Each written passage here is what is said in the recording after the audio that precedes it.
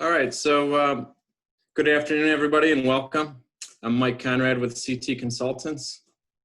Thanks for joining us today as we share some of our thoughts and ideas regarding the use of existing outdoor spaces at our schools. Just a little bit of background on CT Consultants. We are a design firm made up of about 250 professionals, including landscape architects, engineers, planners, and a variety of other support disciplines. We're headquartered in Mentor, Ohio, and we have 12 offices throughout Ohio, Pennsylvania, West Virginia, Kentucky, and Tennessee. Our landscape architecture team supports a variety of clients, including park districts, local government, libraries, healthcare institutions, and of course, both higher educational institutions and K through 12 school districts. As you'll see in here today, our landscape architects are often called upon to create usable spaces for people to enjoy the outdoors. So whether it's the promotion of health and healing at healthcare facilities and hospitals, creating an area of reading and focus for local libraries, creating enjoyable spaces in our park systems, or in this case, creating learning and development for our students. As you can see here, the staff at CT Consultants, we're still in a work from home environment. We've needed to adapt how we work and how we continue to service our clients. I myself have 3 children, 1 in middle school and 2 in high school, and certainly understand the challenges that our educators are faced with and the need to adapt and improvise as we head into the 2020 school year. While it may not be the norm to use outdoor space within our schools, it's certainly not a new idea. There's research that shows the many benefits of students being outdoors, including improved problem solving, creative thinking, and overall health and well-being, among others. Today, several members of our landscape architecture staff, led by Rich Washington and supported by Mary Jo Stark, we're going to discuss some of these ideas and offer some guidance on how you might be able to leverage existing outdoor spaces to supplement your current return to school planning. Unfortunately, Ruben Shaw, who we originally had on the agenda, he's unable to join us. He's actually part of a team currently performing a COVID-19 facilities evaluation for the City of Cleveland Division of Water. Before I hand it off to Rich to take you through this process, and some of our thoughts. It is a structured presentation, but we want everybody to gain as much value and information on this as possible. So if you have questions, please use the Q&A or chat box at the top of your screen to ask questions. Submit those questions. I'll kind of monitor this as we go along, but we'll probably address most of those at the end to get you what you need. So with that, I hand it off to Rich Washington. Thanks, Mike. Appreciate that. Today we're going to walk through the planning process for selecting outdoor classroom rooms and different aspects of the planning process as we work through that those steps. So we're going to run through how we do the planning process. It's not all that different than a typical kind of master plan project. We're first going to do a high-level view of the site for analyzing what outdoor spaces are available on your campus. And then from that, we're going to look at each space and evaluate how those spaces will work out for your current situation. And then from there, we'll narrow down to what are the specific elements that you need within those spaces for your school. And then as part of this, Mike mentioned the health and wellness. There's a lot of studies on getting kids outdoors, away from technology, and the benefits to that. So we won't really get into that specifically, but these are also items that we will consider when we're selecting outdoor spaces.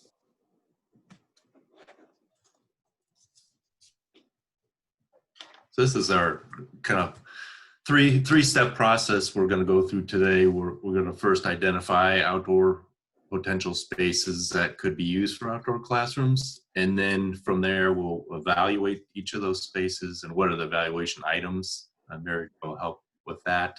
And then we'll get into, what are the real specifics of those outdoor spaces that can help them succeed.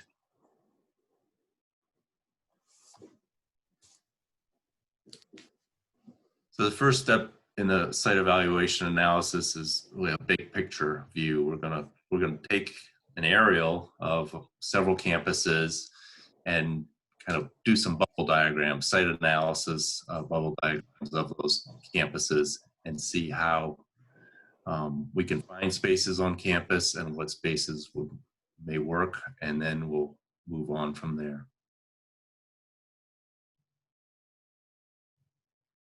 So these are some of the typical spaces you're going to find on a campus. It depends on the size of the campus, type of institution it is, but a lot of campuses have outdoor courtyards. So the courtyards are spaces that may be fully enclosed and have good visibility from within the building, good access in and out of the building. They could have some shade already and sidewalks. So those are real potential spaces that some of them can accommodate a number of kids. Plazas would be adjacent to the building, typically adjacent to doorways. They're areas that probably have some built-in seating, trees and tables, and it's a hardscape material, so it's good for classroom settings, and they have good accessibility. And then we get into some areas maybe a little bit further away from the building with areas that have trees, providing shade and protection. Maybe just the ground surface is just a cut lawn area. So it's a little different situation from the hardscape, but also it gets back to the nature and the health and wellness aspect of this planning process. Some of the upper education schools may have stadiums. Whether these have roofs or not could vary, but it provides flexible seating for the classrooms, lots of seating, and then typically they're not too far from the campus, but that's part of the evaluation. Open lawn areas would be really just a wide open space that could be divided into maybe a checkerboard pattern of classrooms, very flexible areas, smooth, flat surface area, and it would be an area where tents could be set up or other structures could be set up to set up classrooms. And then we get maybe back into a more of a natural area, hillsides. It could be an amphitheater, could have some seating already. Part of the amphitheater could just be ground seating on matting. So that would be another aspect. And then one we don't have down is like a rooftop garden or rooftop learning area. So some schools may have maybe 2 stories and there's access to the first floor roof. And those could be an outdoor area as well. They may need some surfacing if they don't have it, and they may need some kind of containment, but that would be another potential area as well.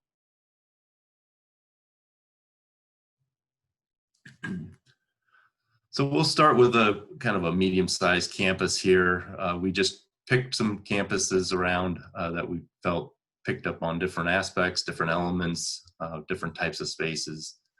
So we'll walk through and create this bubble diagram of different spaces that could be used and do a little bit of site analysis in that we want to look, as we're evaluating these spaces, we want to look at what is the circulation? Is it how close to the entry? Is it how close to roadways? Is it, is there going to be a lot of wind? Is there noise from outside factors? How about vegetation? That would be another item to look at for a site analysis. So from that, we kind of picked out some spaces. We've got, as we talked about, the courtyard spaces. These look like they're completely enclosed. They have good sidewalk circulation through the space. Possibly looks like some trees and maybe some seating in there. So those are really good areas. Visibility on all, three sides of that, and they appear to be enclosed. There's an outdoor plaza down toward the main entrance, has some smaller roof structures, so that these could accommodate some smaller classroom areas. It's paved, so weather's not really an issue. The ground surface can remain stable. And then just moving out beyond that, we have a large open lawn area. So could that be subdivided into smaller classroom areas spaced out, still providing good access within the building. Maybe there's some divisions between the classrooms. Could be some plant material from nurseries could be brought in. Maybe some dividers that are part of a school project as well. Then we have a couple other areas. We have the stadium seating, which we talked about. That's potential seating. And then down, it's a little bit further, a little bit more remote, but maybe for environmental classes or biology classes, we have a shaded area that's adjacent to the woods, and that has quite a bit of area to use as well.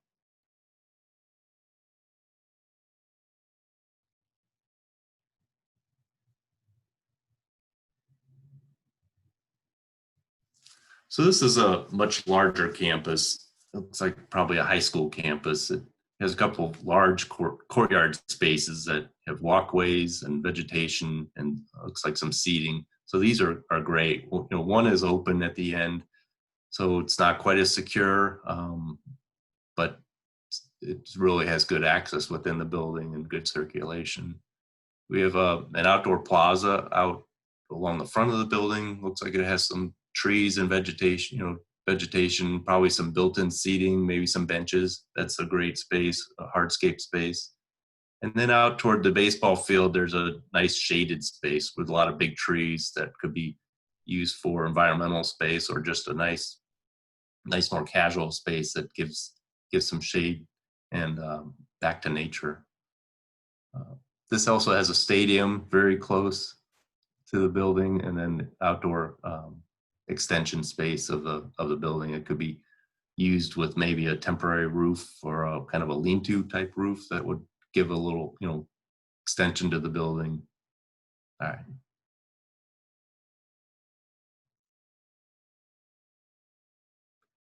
So this looks like it's probably an elementary school. It's a little bit smaller. Again, this has a nice courtyard space, very pretty large space. So if you look at really the size of the building, and if you kind of translated the size of a classroom into that, you could probably divide that into quite a number of spaces in itself without even going beyond the courtyard.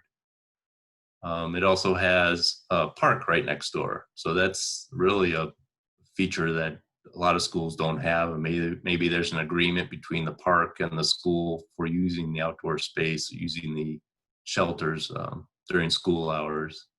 It also has some open lawn areas that could be divided into classroom, and then it has some nice shaded tree areas that could be used similar way with back to nature environmental classes as well.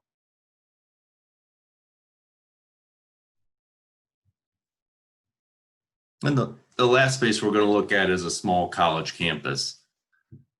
These are a little bit different in that you have academic buildings combined with housing. So we want outdoor spaces for some classrooms. Maybe then there's some other spaces that are used more for socialization outside of the dorms. The classroom spaces could be strictly just for classrooms, and then next to the dorms, maybe kids bring chairs with them from home, an outdoor chair, and they could bring them out for casual seating, just casual socialization. There's a couple shaded areas. One looks like next to the river, which is a great spot. And then out more along the perimeter is another nice shaded area. But this campus really presents quite a few courtyards and a lot of circulation through the campus as well. Stadium looks a little bit far to use, so we would probably rule it out in this situation.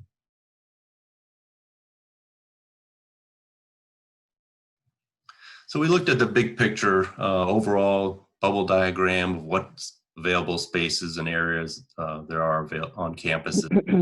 So the next step would be moving into the evaluation of those spaces. And I'll have Mary Jo speak about how, what to look at in evaluating each of those areas.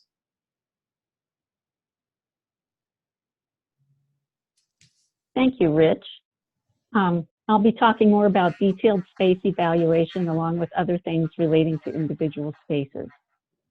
Individual space evaluation includes things that need to be considered for students and teachers to be comfortable in an outdoor space. while taking into consideration budget and maintenance.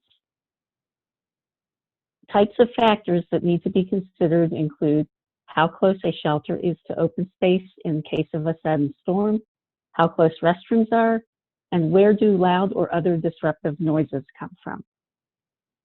Types of surfacing for the spaces, meeting American Disability Act guidelines, so those in wheelchairs or those having other types of disabilities are able to participate. Sun and shade patterns along with prevailing wind patterns, all of which can create heat and cooling effects. And finally, weather, including rain and snow, which is common in this area.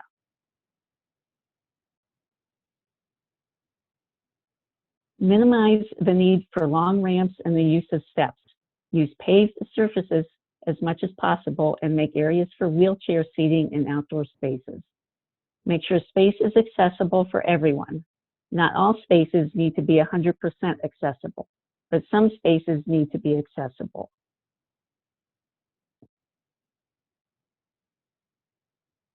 Outdoor spaces should be located away from public roads which are a source of noise and also provide a way for the public to see in. They should also be located away from other noisy areas, and the spaces should avoid facing other public areas.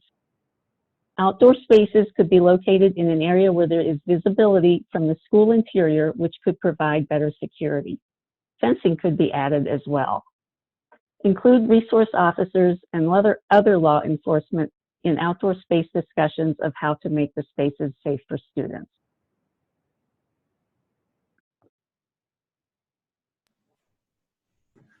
So as we move through the process, so I started high-level view, moved down through evaluating the spaces. Now the next step is what are the specific needs of those spaces? What kind of elements do we need within those spaces as well?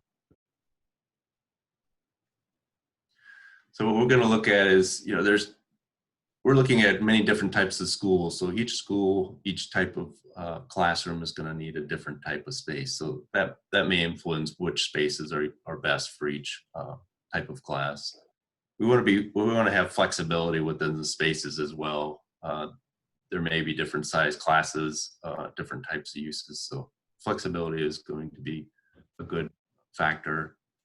Distance collaboration. So how do we handle kids who are not coming into school that may be taking their classes from home? Is that something that's combined with the outdoor classroom, or is that handled separately? Obviously, age groups will play a factor in what kids can do outside, how accessible areas are, how far away the groups are, and the size of the group as well could be a factor in what the spaces are and what elements are needed. And then proximity to shelter is going to be a big portion of this. As Mary Jo said, visibility is key, but also, if weather comes in or for whatever reason, kids need to get back in the building quickly. And just switching between classes, you don't want to have kids walking too far. And then technology, is that something that needs to be out in these outdoor classrooms, or is it just a combination of some with technology, requirements and some do not? So besides the evaluation elements that we looked at, what other considerations should we take into mind in the planning process?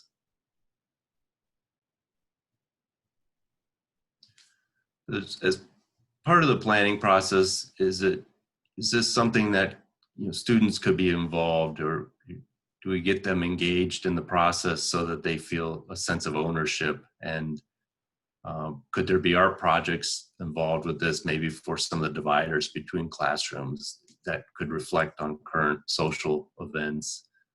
STEM and STEAM are, some of the classroom areas will work better for science and technology, or using the environmental aspect of some of the outdoor shaded areas. Could this be a way for kids to learn the planning process? Maybe it's some kind of computer-aided design that they're laying out these spaces, creating some elements within these spaces as well. Physical fitness, this would be simply whatever is being done inside the building to move that outside, so kids can have the openness of the outside area and not confined within the gym. And student involvement will be key to this as best as possible in this situation.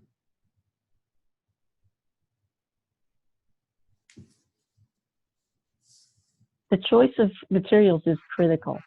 Maintenance can be high or low, which affects cost. Some material surfaces are easier to disinfect than others.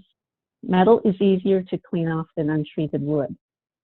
Consider what is readily available in your school that can be utilized, such as desks, chairs, boards, and other things that can be moved, set up, and torn down, and how weather resistant they are. Grab and go seating, where students can grab a chair, set it up, then put it back at the end of a session. Where is outdoor Wi-Fi and other electronic technology needed?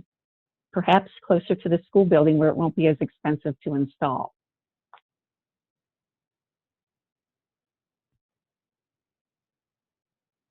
For outdoor spaces, there are different types of structures that can be considered. Solid roof structures are of wood or metal and can include lighting, plumbing, heat, sides, and other electrical wiring, and has a longer lifespan. They are more expensive and require more maintenance. Cloth structures are fabric mounted on frames. They can be susceptible to weather damage and have a shorter lifespan. They are less expensive than solid roofs. One option to consider is the use of rental commercial event tents. They are sturdy, come in a range of sizes, and can create a readily available temporary outdoor space. Natural shade is the use of plant materials. It's a lower cost alternative, improves school grounds aesthetics, and can provide screening for security and from winds. If there's existing vegetation on the site, the cost is even lower. Newly planted vegetation can take time to grow and needs water and other maintenance.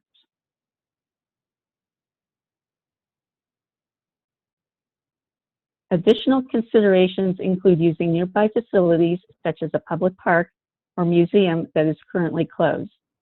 Where are there other disruptions, such as lawn mowing and other noisy maintenance? How available is school staff? Is there an increase to maintenance hours and costs? And is there any funding available to make the outdoor spaces happen?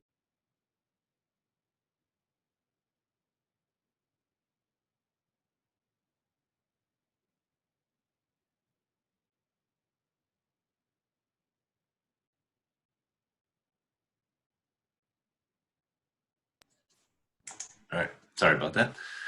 So as we move through the planning and use of these spaces, can these spaces be used, we're looking at short term right now, but can these be used in a long-term setting, more permanent setting for years to come that would really reflect on the health and wellness of students and creating a different type of environment for learning environment in the long term? We want to make sure these spaces and classrooms and curriculum have flexibility and adaptability as well in working through this whole process.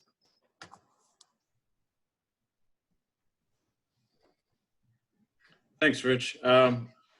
So hopefully those listening, we quickly kind of just skim the surface of this, but as Rich and Mary Jo were talking through some of these topics and these factors, you're thinking about your campus and your environment and maybe some opportunities to take advantage of those spaces as we move forward here today, and thinking about obviously the short term and being adaptable to our ever-changing environment right now. So if there's any questions, please let us know. We can address those right now.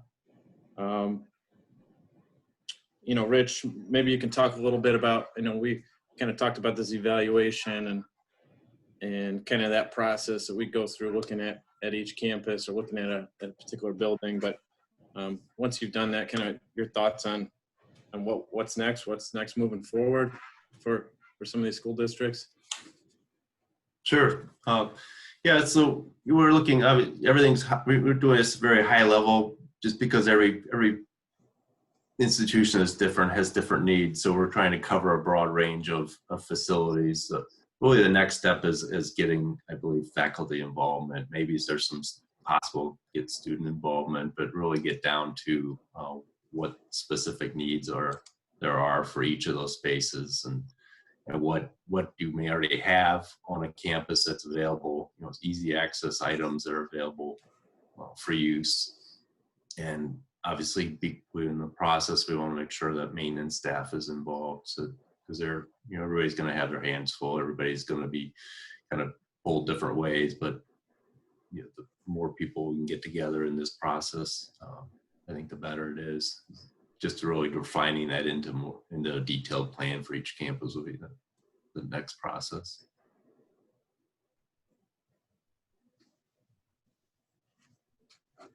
Any questions? Anything specific to your campus we could help answer, or thoughts, ideas you might have?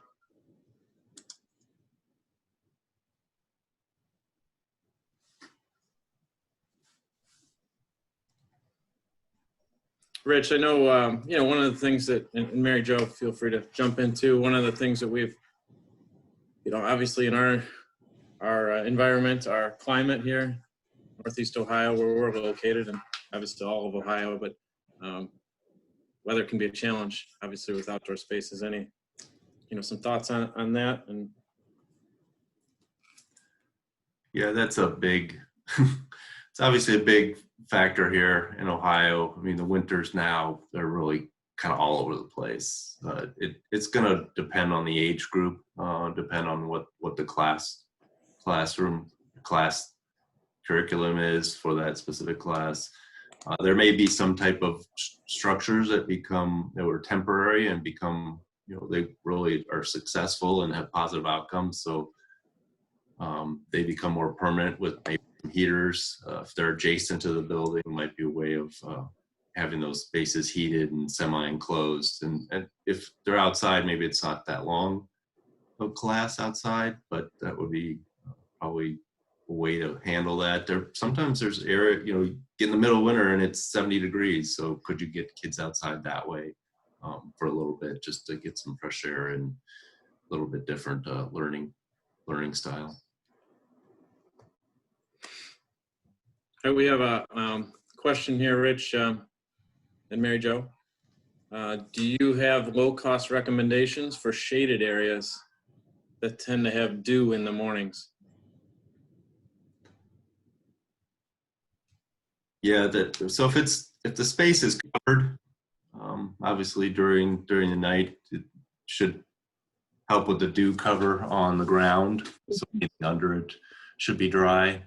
There's potential for even just laying some, not plastic. Plastic will attract moisture, but maybe there's some fabric covers that could be laid on the ground and then pulled up in the Like a breathable fabric? Correct. Yep. Yeah, exactly. But I think some kind of shade structure would help with the dew that kind of settles on the surfaces. And maybe they're almost like a yoga mat kids have that they could bring their own to school and bring that out and lay it on the ground when they're during the class that they're have that if they don't have any tables or desks outside.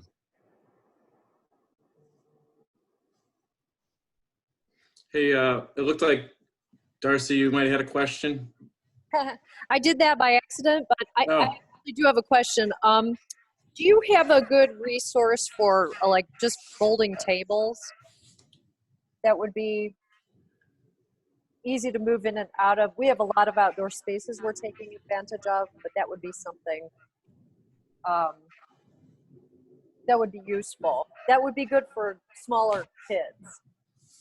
Yeah, something that you want more lightweight that can Right. fold it up easily. And shorter, Right, something maybe 4 or 5 foot length or even square that would give a way to kids could be on a couple sides. And Are you thinking shorter in height or shorter in length? Shorter in height too. Yeah.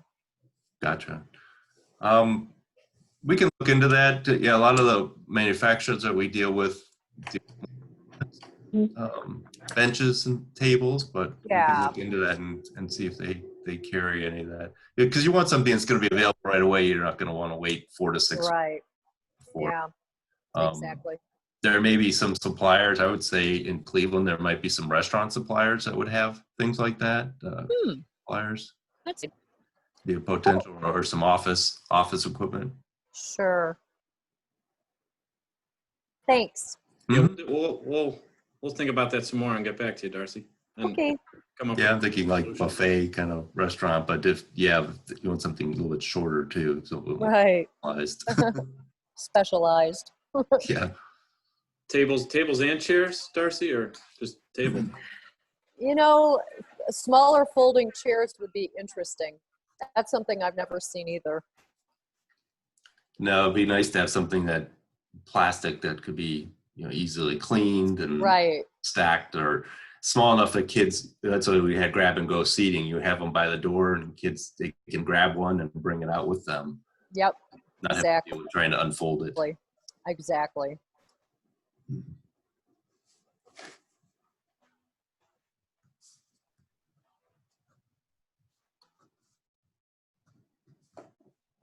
Is there another one there, Mike, or is it? No, that was Lynn. Thanking you for your answer. Yeah, okay. Yeah, I think that was something we talked about initially. I did talk to some representatives about, if you want to order a tent or benches or something, that a lot of those, they just don't keep those on stock anymore. They're really a per order item. So that's a little bit more difficult to get right away, get in stock. Sometimes some of the seating in these casual areas could be, maybe there's some log seating that's used. Could be like a piece of vinyl is stapled to the top of the log to keep the moisture. It's not wet for kids sitting on, but more of the nature play type seating. And plus they could be moved around if needed. Any other thoughts, questions?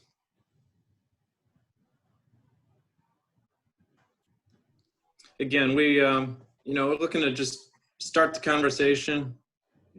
Obviously we don't have all the answers, and I'm not sure anybody does right now, but trying to work as a group, as a community, to come together with ideas and thoughts. And I saw something flash up here. Yeah, tree cookie. Yep, those are great. Not just for seating, but that's also good for just kids to learn about science of that as well. So we're gonna, as a follow-up, we're gonna send out a quick questionnaire to those of you that have joined us today. We appreciate you taking the time. If you want to talk further, need some help with a certain space or your campus or whatever it might be, then please let us know. Reach out to Rich. His email's here on this last slide, and we'd be happy to help and meet with you. We did do some planning for outdoor classroom, and even did some designs for an outdoor chalkboard, some log seating, so it could be, and some tables, so they're lower level tables. Create some bins for the log cookies, or different, even rocks and things for science. So that was something we looked into and did some planning for. Cool. Lots of different things that could be done, and sometimes it doesn't really have to be that complicated. Just a matter of a space with some log benches, and kids bring their boots in, and they know when they're going outside, and that they might get a little dirty, and it's okay.